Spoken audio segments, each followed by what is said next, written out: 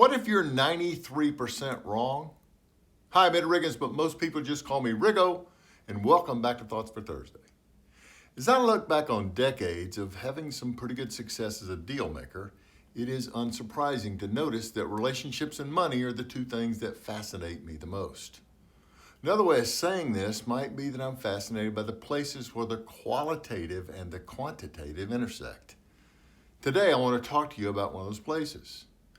Albert Mehrabian is a professor emeritus of psychology at UCLA. Through his studies, Mehrabian came up with the widely quoted 7-38-55 rule.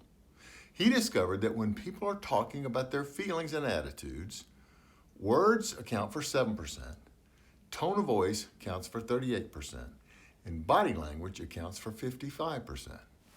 Let that land. Words, 7%. Tone of voice, 38%. Body language, 55%.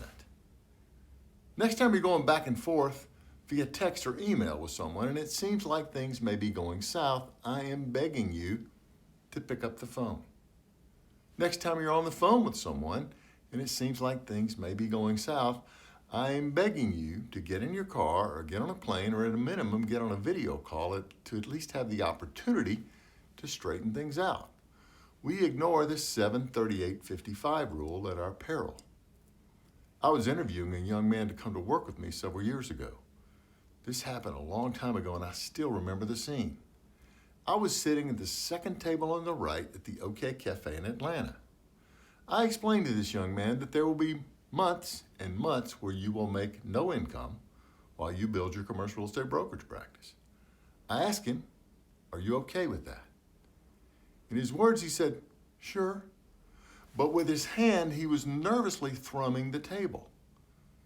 I said, "Are you sure you're okay?" He said, "Yeah."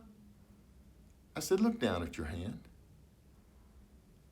I wish I'd had a photograph of his face when he discovered how his words had said one thing, while his tone of voice, and particularly his body language, had made crystal clear the truth about how he's really feeling. Next time you find yourself getting upset by something you got in an email or particularly a text, just remember, 93% of the information about the feelings and the attitudes of the person who sent it is not there. Oh, and if topics like this interest you, please click the link to sign up for my live Thoughts for Thursday event on May 8th. Thanks for joining me. Doors closed.